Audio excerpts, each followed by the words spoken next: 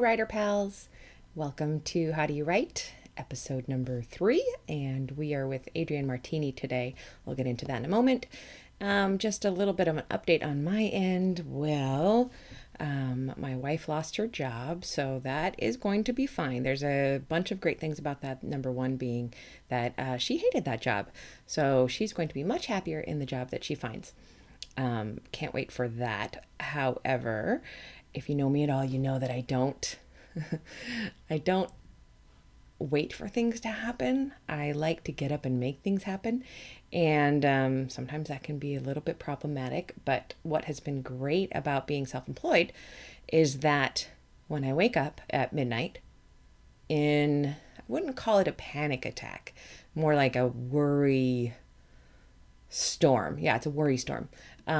What it means is that instead of stressing out about getting back to sleep so that I can get up early and go to work and work for 48 hours, now I just get up and I go to my desk and I start brainstorming things, worry storming things. And I've kind of just been really cool with that. A couple weeks ago, I stayed up all night doing that. Earlier this week, I stayed up for hours working on a new idea. I'm torn between going several different directions right now. I signed a new contract for a new book, the third in the Darling Songbird series, so that is a go. That will be written. However, I have a little bit of time before I need to start writing that book, so I'm trying to decide whether to write a police procedural thriller.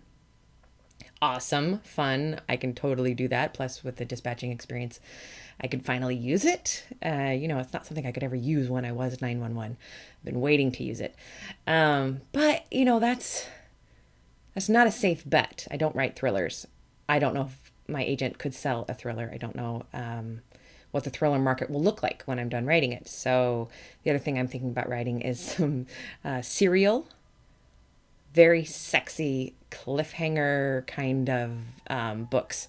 So that might be a little bit more a sure bet on the financial side. And I bet some of you listening would like to read those. So as well as a thriller, you guys read everything just like me. And so I'm thinking a lot about that. And I'm staying up late at night in my worry storm. But that just means that I get to sleep in the next day and take a nap the next day with the dog. Yeah, Dozy, the little dog that I found and named Theodosia. Some of you have seen her on the Twitters or the Instagrams. She's doing great. She is now spayed. Her cone is off. She will never have any babies. And she is learning her place in the house, which is firmly at the top, unfortunately, for Clara and Clementine. Dozy is now bossing the hell out of them, and that's the way it goes. I like a bossy person. I really do. I like the problem children. You might remember my cat, Digit, who was the worst cat who ever lived. And that's about it. Let's get into the interview with Adrienne Martini. I know you'll enjoy it, and thanks so much for listening. Well, hello, Adrienne. Hello, how are you? I'm so glad to see you.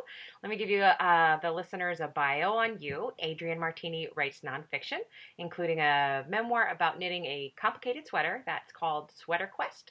My Year of Knitting Dangerously. Loved that book.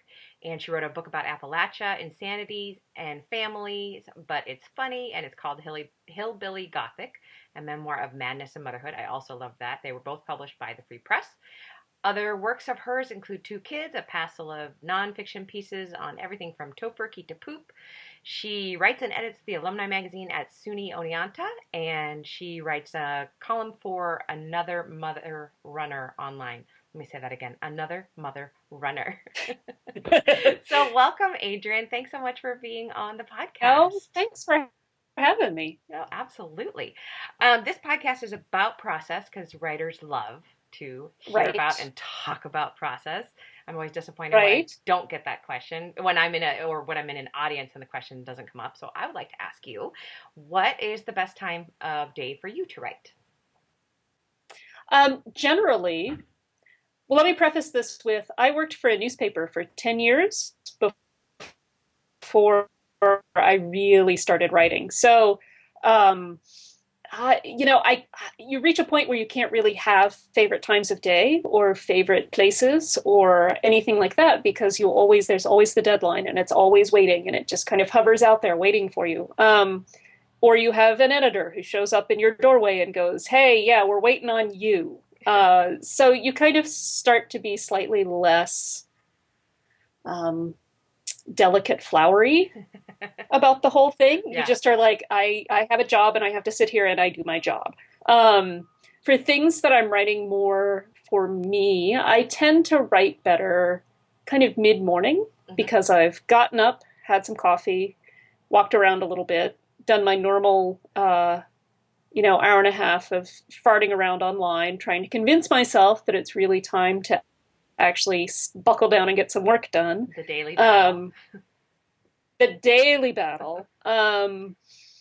I don't, yeah. Even before, there was the internet because I'm old and I remember the time Me before the too. Yeah. internet. Yeah. There was still the morning battle of, you kind of have to get in and get settled and, get your stuff out and read what happened the day before and read the papers and do all that kind of stuff. So I think it's just kind of a natural part of what it is that my brain needs to do. And I like to explain it looks like just farting around, and it is, but it's also kind of that priming the pump, like, okay, we're awake, we're doing things now, you Absolutely. know, you need to get it done. Yeah. And how do you write? Are you longhand? Are you solely on the computer? Oh, never longhand. Um, I just, I've always written on the computer. I edit on the computer. It probably explains why I'm half blind. But no, I do it all electronically. What program do you Yeah, use? the idea of having I use whatever the computer has, either Word or the Mac version, um, because I tried. I've used Scrivener off and on because Hmm. I do make these occasional forays into fiction, and I find it's really good for organizing Yeah. everything. Um, but I tend to be pretty. Picture me like the person you always see in crime dramas that have the poster and then like the yarn from point to point to point, the big visual thing. Uh-huh. Um, that if I could do that, if I could convert every room into that, so I could keep everything straight, that would be my ideal universe. So I have piles, and the piles mean very specific things. And then when any given project's done, all those piles go away, and I start accumulating Where do you the put the next piles? sets of piles. It depends. Most of the time, I just chuck them or shred them. It just Yeah. depends on what it is. I don't need the pile once I've finished the thing. The pile is irrelevant. I was kind Um, of commemorative with my first few books that I had a box for each book and all the papers went in there and the proof pages right. and and then after like three books I was like this is when I would never look back at this and Yes. then I used that for my printer paper for like 4 years. Oh, yeah. Yeah. Yeah. Give it to the kids to draw on back when they were still doing that kind of thing. I use it for printer paper. I mean, it's stuff. I don't, Yeah, it's the yeah. finished product. It's not all of the stuff that you took to get there. So, yeah. And where do you write most?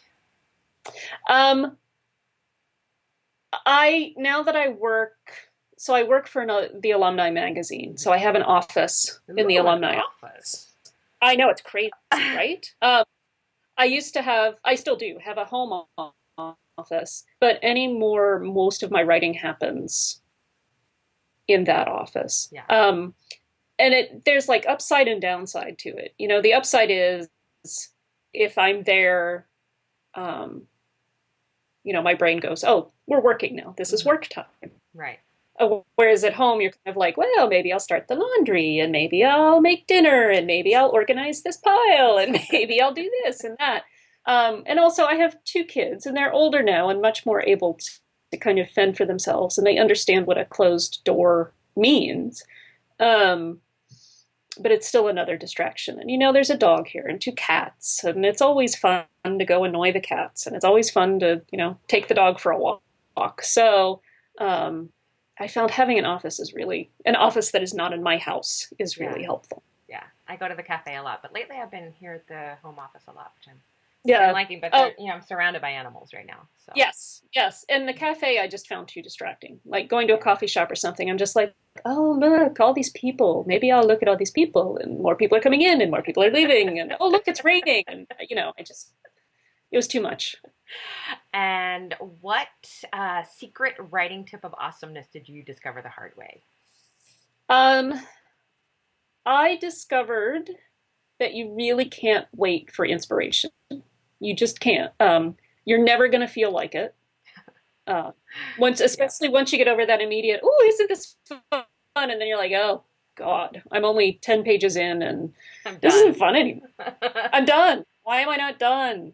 Um, that the trick is really it's routine. You just sit down, you know what you need to accomplish. And there was a tip that you had given, oh, this was years and years and years ago, um, where you would make X's on the calendar Hmm. and said something along the lines of "Don't break the chain," and that is crucial. I think even when you know you're churning out garbage, Yep. just you have to do it. You have to get the garbage out of the way in order.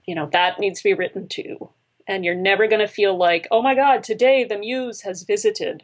Um, I think if you suddenly start thinking that you're having some kind of, might be having a psychotic break coming along shortly. You should go see the doctor. Yes, yes, maybe you should lay down for a little bit. There is no muse. Yeah. You just put the words in a row and then you go back and you go through them again and then you go through them again. And then sometimes you go, oh, hey, well, that wasn't awful. Yeah. I actually like So that you just keep sentence. going. And then you Yeah. keep going. Yeah. Yeah. I might actually have a brain in my head. Yay. Oh, wait. And then there's this one. Oh, sad. Yeah. How do you refill the creative well when you're run dry, when you're empty? Um, Reading. I mean, I've always been a big reader, and I find a book that I know is by a writer that I really love.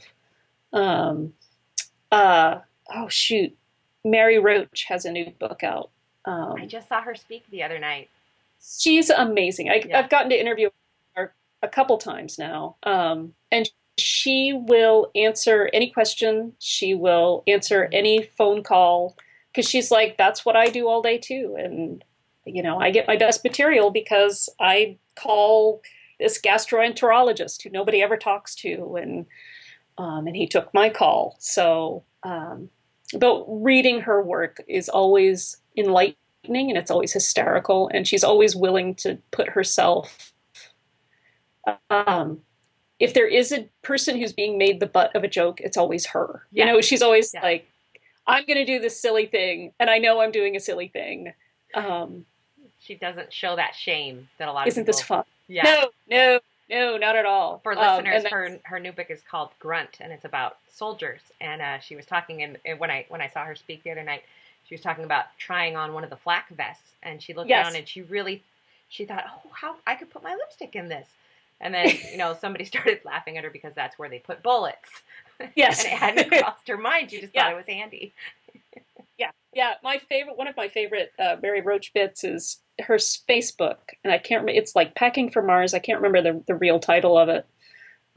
Where she decides to try out one of the space station toilets that was in this facility that she was touring, because apparently they need practice because of the way the toilet's designed. So you have to kind of line everything up.